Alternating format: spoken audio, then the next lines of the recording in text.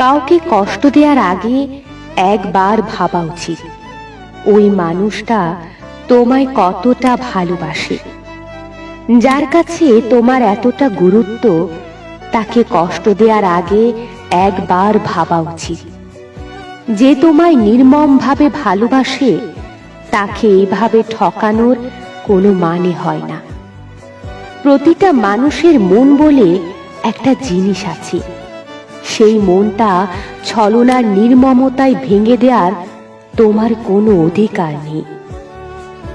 মানুষটা তোমাকে ভালোবাসার অধিকার দিয়েছে, মন ভাঙিয়ে, মন রাঙিয়ে, কাছে গিয়ে আঙ্গুল ছুঁয়ে ঢং করার অধিকার দিয়েছে।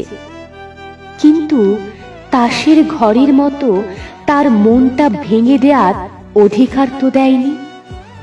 একটা মন ভাঙা আর মসজিদ ভাঙা সমান। মৃত্যুর যন্ত্রণার চেয়েও মন ভাঙার যন্ত্রণা তীব্র ভয়াবহ। মানুষকে কষ্ট দেওয়ার আগে একবার ভাবা উচিত, ভালোবাসার লোভ দেখিয়ে তুমি মানুষটার পৃথিবীতে যে কষ্ট ছিটিয়ে দিয়েছ, তোমার দেয়া যন্ত্রণা অপর পাশের মানুষটা সইতে পারবে তো? যে তোমাকে নিঃস্বার্থভাবে ভালোবাসে, তাকে কষ্ট দিয়ে অন্য একটা মেয়েকে নিয়ে সংসার বাঁধবে। আর যে মেয়েটা মায়ের কটু কথা হজম করে দিনের পর দিন তোমাকে নিঃস্বার্থভাবে ভালোবেসে গেছে, গভীর রজনীতে তোমার সাথে কথা বলে চোখের নিচে কালি জমিয়েছে, দিন শেষে সেই মেয়েটাকে শূন্য হাতে ফিরিয়ে দিয়ে সুখে থাকার নেশায় তুমি মরিয়া হয়ে উঠেছ। তোমাকে প্রচন্ড ভালোবাসার প্রতিদান দিলে সম্পর্কের বিচ্ছেদ টেনে।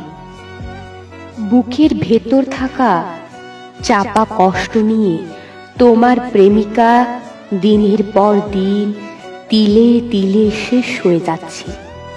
আর তুমি কি করে অন্যকে নিয়ে সুখে থাকবে? অন্যকে কষ্ট দিয়ে আর যাই হোক সুখে থাকা যায় না।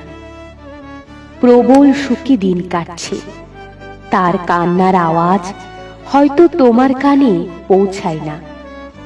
তোমাকেও একদিন কাঁদতে হবে, খুব করে কাঁদতে হবে। সেদিন হয়তো আমার যন্ত্রণাটা বুঝতে পারবে। যখন বুঝবে, তখন আর সময় থাকবে না। আমি পাল্টে যাব, ভীষণভাবে পাল্টে যাব।